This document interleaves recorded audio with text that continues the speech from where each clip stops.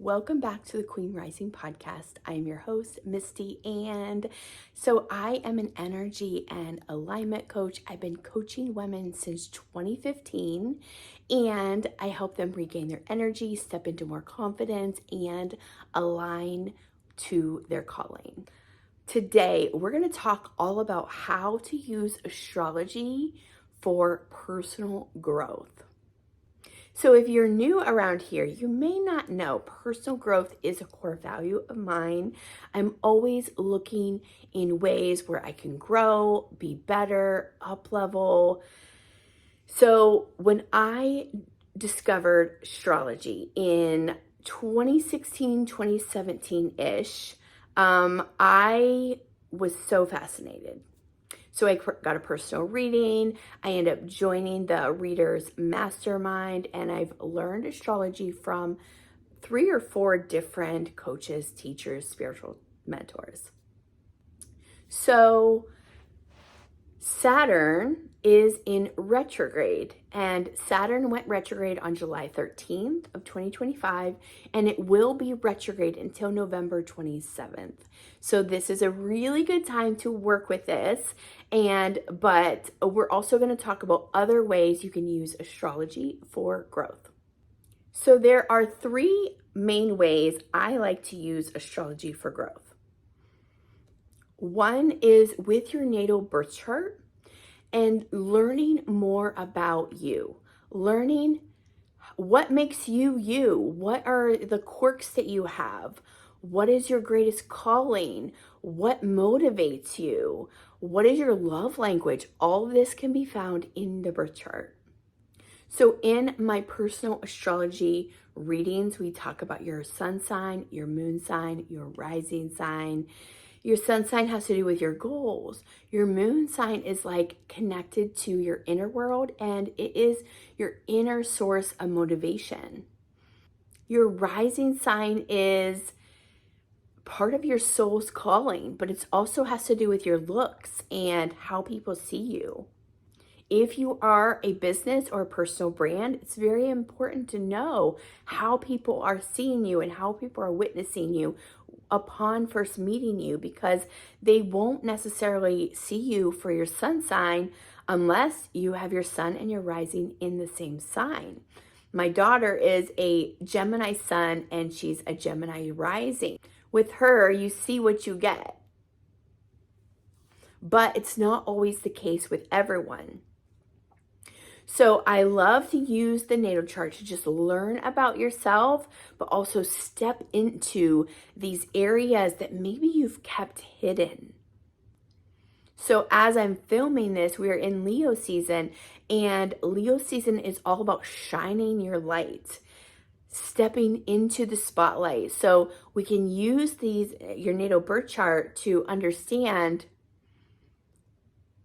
how you're hiding, where you're not shining your light, and or where is the Leo in your chart where you need to shine more. The second way I like to use the natal birth chart and astrology is shadow work. So shadow work is the opposite of stepping into your genius. It's the shadow parts of you, the parts of you that you keep hidden and or you feel shame around. So we all have strengths and weaknesses. And one thing we can look at the natal birth chart and understand what are your strengths and what are your weaknesses. So for me, I have a strong fire in me. I also have strong water in me. Fire is very action-oriented. It's very activating. It's very bold. It's very confronting. That is part of my personality. I'm very quick to make decisions, and I'm not afraid to take bold action. And then the water part of me is more on the soulful side. It's very reflective. It's very deep. It's very nurturing. However, part of my weakness is I don't have a lot of earth in my birth chart. And we're all so different. So we all have different strengths and different weaknesses. But for me, I'm able to look and see where I'm not following up, where I'm not following through, where I'm not being consistent, because that's earth energy. Earth energy is very consistent, and it's routine, and it's grounded, and it's about doing the things that maybe are a little bit boring, but you know you got to do it every day. So a lot of my clients come to me and they say, I'm just not motivated. I don't know how to stay consistent on a workout. Well, that's like the worst thing you can come to me for, because I'm not very consistent on my stuff either. I've had to learn who I am and what motivates me through my birth chart. And for me, because I'm so fiery, I follow the fun. I set new goals every single month with the new moon, because that keeps me interested. And that is very much a fire sign energy, is like following the fun, being creative, taking action. But there are other things we can look in a chart on what motivates you, because that may not be you. Not everyone is good with fiery energy. The other places I use for my own motivation is my moon sign and my Mars sign. And that's something we look at deeper in the natal birth chart when you book a personal reading. Another way you can do shadow work is looking at the shadow sides of your placements. So for instance, we're in Leo season, and every sign has higher expression and lower expression. We can call it gifts and shadows. So a gift of Leo is they're confident, they're courageous, they're leaders. But there are shadow sides of that. So we can look at like where you're not being confident, where you're not being courageous, where you're not being a leader, and or where are you being overly confident, where you are like on the too much of it, because there's a healthy balance of confidence. If you're overly confident, you come off as arrogant. If you're too much into leadership, you come off as controlling and bossy. And then the third way I like to use astrology is looking at the transits. So your natal birth chart is like a screenshot of all the stars and planets and how they were aligned the moment you were born.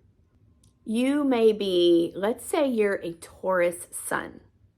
However, right now the sun is in Leo, and the sun represents our goals. You have Leo somewhere in your chart. Just like there's 12 zodiac signs, there's also 12 houses. So somewhere in your chart, you have Leo ruling over a particular area of your life. So we can look at what area you're super focused on right now, because the sun is like shining this big bright light on this one particular area in your life. And then I also love to work with the retrogrades. So Mercury is in retrograde right now, as well as Saturn, Pluto, and Neptune are all in retrograde. So I did a little bit, you can go back on one of my last videos. I talked about the Leo new moon and the Leo retrograde that is happening with Mercury. But essentially, when a planet is in retrograde, to us from Earth, it looks like it's going backwards. It is a point of review and a point of reflection, because Mercury has already gone over this particular area in your chart, and now it's going back. So it's not about setting new goals. It's about looking at what needs redone, what needs reviewed. And also, I really want to talk and go deeper into Saturn retrograde. I don't think this is talked about enough. Saturn is a planet of karma, hard lessons, discipline, personal responsibility. Saturn stays in a sign for 2 years. So you may be working on one particular project or one particular area for about 2 years. And then all of a sudden your motivation shifts a little bit. All of a sudden you are shifting to a new area that needs your attention. So Saturn has been in Pisces since 2023, and it recently moved into Aries. Pisces is the last sign of the zodiac, and Aries is the first sign of the zodiac. So it's a little bit more about wrapping up past patterns, karmic contracts, and stepping into something new. However, Saturn recently went retrograde on July 13th, and so it's going backwards. So there may be some things you're tying up for an old project that maybe you started in 2023, you started to work on, and now it's about putting those finishing touches on it. So let's talk about how you can work with Saturn retrograde, because Saturn is a material sign. So when you work with it, it rewards you in the physical with opportunities, money, resources. Again, karma or Saturn is all about karmic contracts, personal responsibility. It's about structure. Saturn wants to put in structure. It is very much about like the divine masculine energy of putting in the structure so that, you know, everything else flows better. It's about putting in certain boundaries.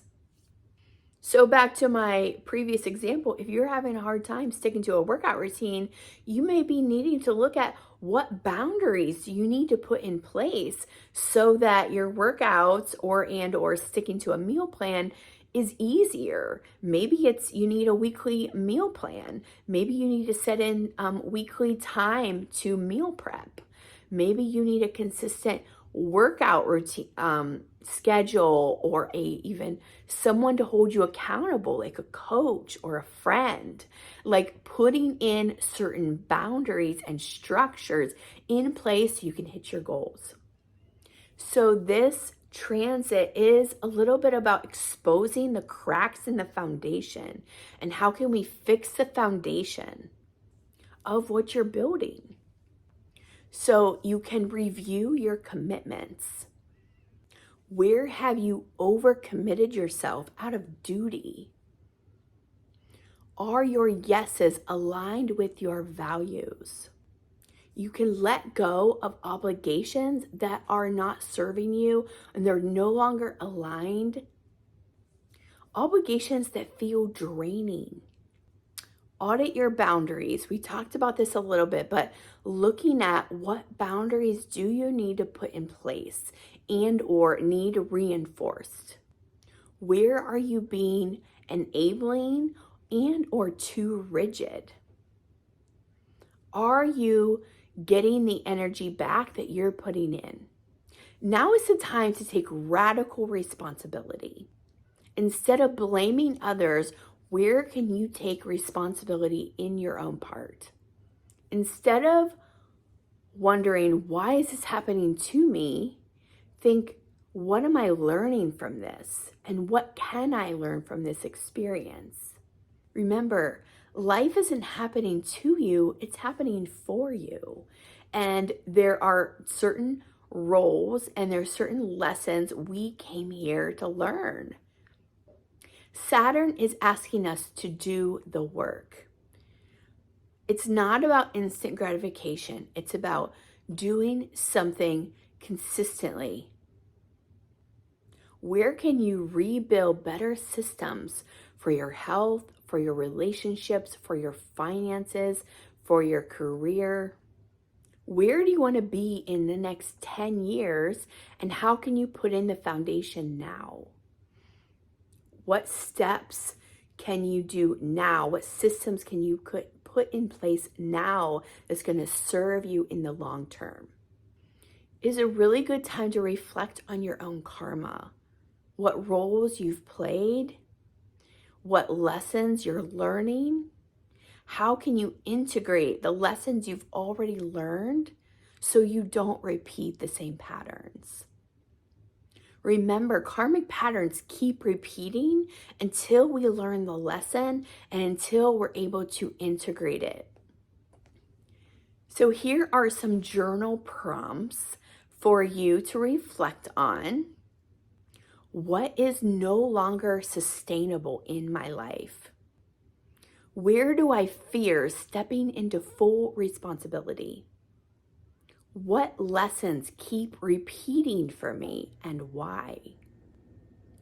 Where have I avoided structure and what has been the result of that? What would embodying my own maturity look like for me right now?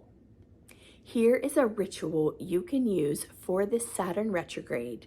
I want you to write a letter to your future self of 3 years from now. What does your life look like? And what decisions needed to be made and what things needed to be put in place for you to have the life of that next level self? A mantra that you can use for this Saturn retrograde: I honor my path and taking full responsibility for my growth. I rebuild with alignment with who I am becoming. If you want to take this deeper, I welcome you to either book a personal reading with me or you can join my upcoming membership. We're starting in August. We're going to start learning about how to manifest with the moon. You'll start learning about how to work with your own natal birth chart and so much more, done in a small, intimate community among women who are just like you. Have you subscribed? If you loved this podcast, I would love it if you hit the like button, leave me a comment below how you are working with Saturn retrograde, and also make sure you're subscribed so you never miss an episode.